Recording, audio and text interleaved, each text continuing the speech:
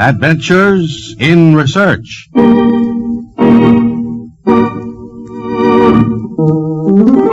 One of the most familiar sounds of modern civilization is this.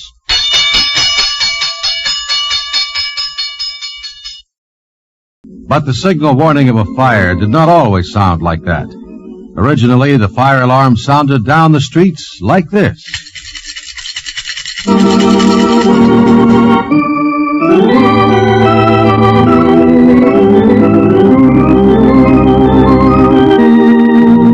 This is Paul Shannon bringing you another transcribed story of science produced as a public service in cooperation with the Westinghouse Research Laboratories. And today telling you the story of fire and the men who fought it. Fought it in the days before machines or engines or even horses. Before the white man came to America, there were fires, of course. But they posed no problem to the Indian. If he rubbed two sticks together and couldn't control the result of his labors,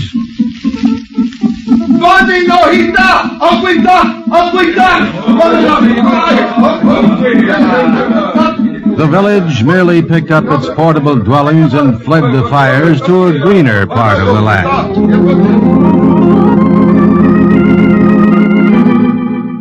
But with the arrival of white men and the formation of cities, this method wasn't so easy. Quite some house Mr. Stewart's building, huh? Yeah, no doubt about it. Going to be the biggest house in all New Amsterdam. Yeah? My, look at the work they're putting into it. Isn't he? Took a lot of lumber, all right. Well, one thing we got here is trees aplenty. Yes, indeed. A couple trees alone went into that chimney. Yep, as nice a wood chimney as you'll see in the whole town. And a nice thatched roof. Yeah, Mr. Stewart's going to be mighty comfortable with a nice house like that.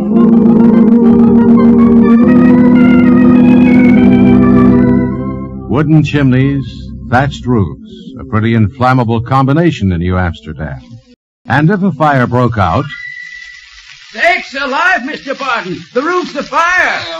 Well, don't stand there gawking. Run to the river and get a bucket of water. All right. Better get two. Well, now, I don't know, but I believe this whole thing come to this. Must be all right. The council will please come to order. We cannot have this constant bickering. As plain as the nose on your face, we have to outlaw these wooden chimneys. 27 fires in a fortnight. My dear Mayor Stuyvesant, what concern is this of ours? But 27 fires. There's plenty of water. There's water all around. But there will not be if this keeps up. We will be draining the ocean dry. Just because you own some trees and sell wood for chimneys. It's no concern of yours, Mayor Stuyvesant, what I do. And if it's wooden chimneys they want... I'm the mayor, and I say... If the mayor is going to start saying what wood will be used for, I suggest he look at his own leg. What if a fire starts there?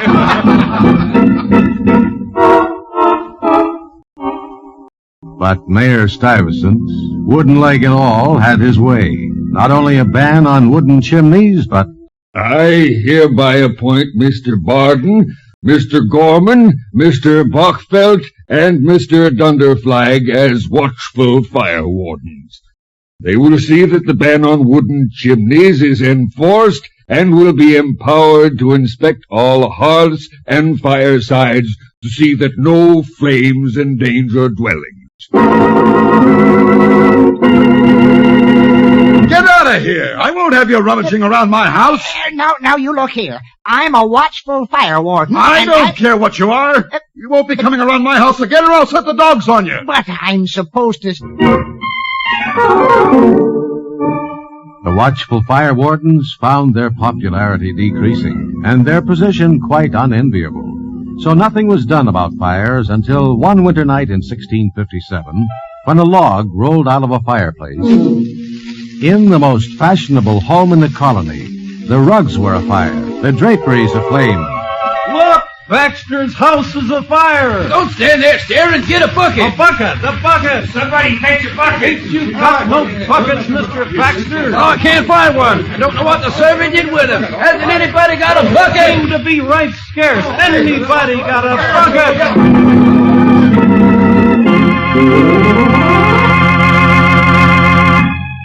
The sight of the most palatial home in the colony burned to ashes finally aroused the citizens of New Amsterdam. Each home shall be taxed 1 beaver or 8 guilders for the purpose of providing hooks and ladders and 250 leather fire buckets. Here you are, gentlemen, the finest leather buckets we cobblers can make. Good, good.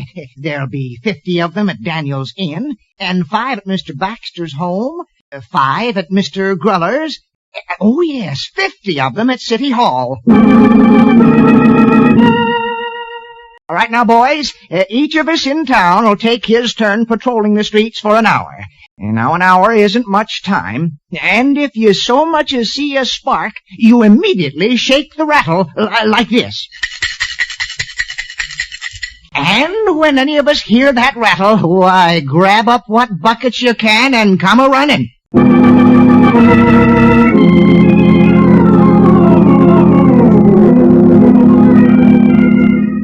When New Amsterdam became New York, there were changes in firefighting also.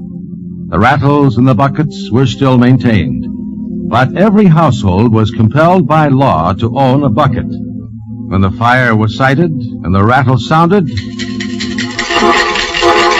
each citizen ran to the window and threw the fire bucket out into the street.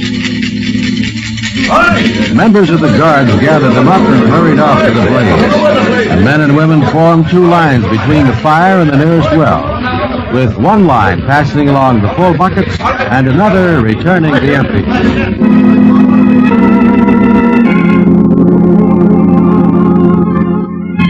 And then in 1731 came an Englishman named Richard Newsham. Fantastic, eh? What? Newsham's machine. It pumps water, you know? I've heard about it.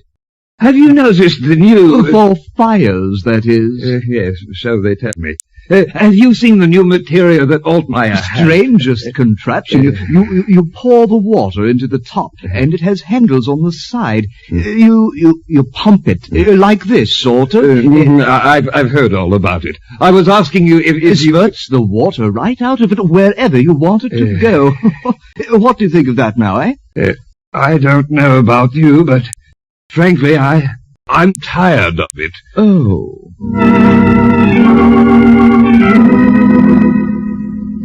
Two of Newsham's machines were brought to America and were soon given an opportunity to prove themselves. Yes, sir. If it hadn't been for them 2 fire engines, we'd really be in the soup. Jim Edwards' house caught fire, but with them 2 engines, we got it put out in a jiffy. Put it out before it did more than burn down Jim's house and the 2 next door.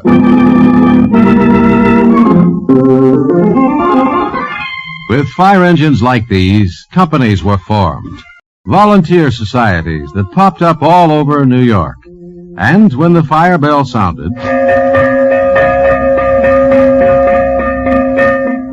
men dropped whatever they were doing, rushed to their firehouses, donned their leather hats, and dragged their pet fire engines through the streets.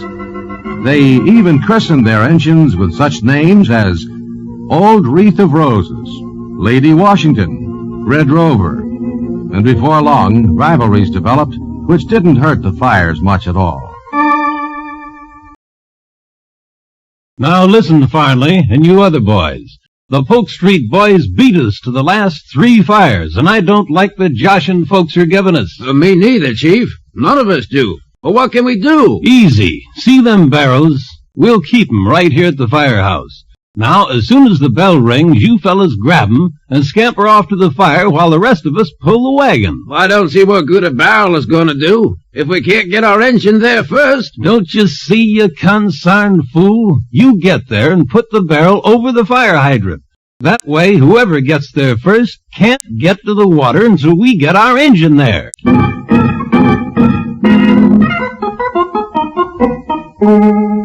Unfortunately, the fires didn't wait till the fistfight subsided. And while many fire companies turned to horsepower to pull the heavy engines, more than a few volunteer laddies of the old days refused to give up the honor of pulling them by manpower. But scientific progress did not wait on personal honor or sentiment. Early in the 19th century, steam was used to operate a fire pump, and vehicles were built with both pump and boiler mounted on a wagon. By the time of the Great Chicago Fire, most of the companies used steam fire engines.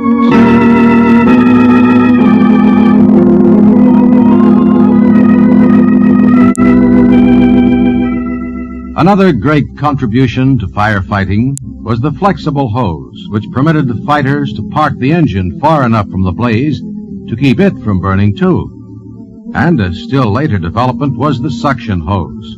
With motorized fire engines, science progressed even further and developed new methods of pumping.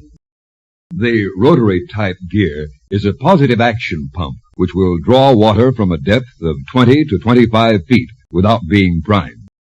Another type, the centrifugal pump, is also used. And piston pumps are very satisfactory under some conditions. But firefighters work with more than water.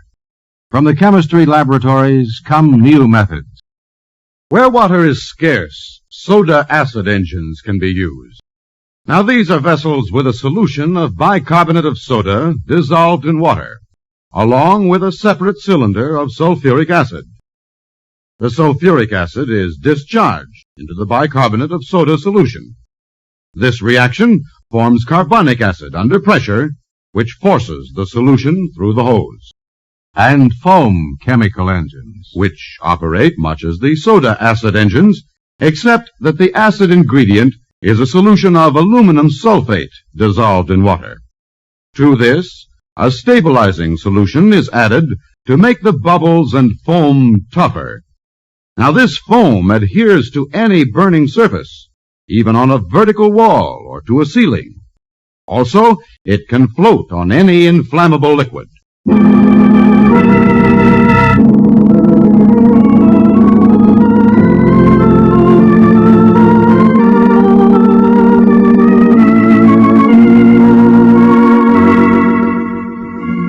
The fight against fire goes on, and though flames still consume millions of dollars a year, sending life and property up in smoke, man is winning his fight against fire.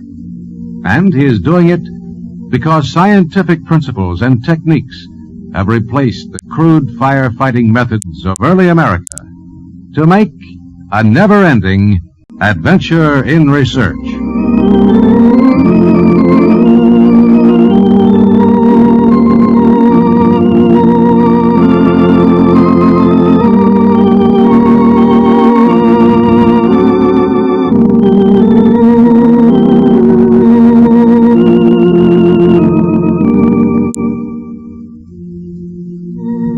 And that's today's Adventures in Research, produced in cooperation with the Westinghouse Research Laboratories.